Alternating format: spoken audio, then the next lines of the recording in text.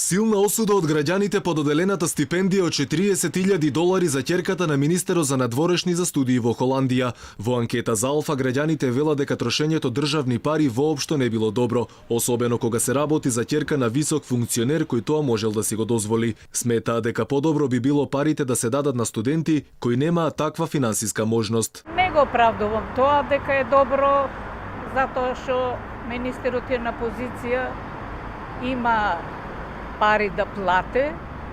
Мислам, тие пари би требало да остане на некој стварно што му треба и што нема. Не е добро. Не е добро. Кој го оправдува тоа? Никој не го оправдува. Треба да бидеме солидарни. Треба да ги гледа и нашите студенти што се тука, да има возможност исто и на нив да им дадем, ако треба по 40, уште 40.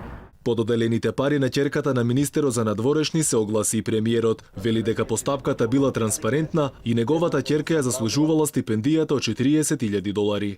Знам дека се работи за одличен ученик кој што би бил гордост на Македонија со знаењето кој што ќе го врати назад, како и сите други ученици кои што се на таа листа на кој што аплицирале. Јас транспарентноста на постапката треба да биде предност во државата, треба да биде предност, така и се знаат сите кои добиле, како добили или слично, но верувам дека комплетно се е законски во целата оваа постапка. Дали е етички? Мислам дека е етички, затоа што се работи за деца.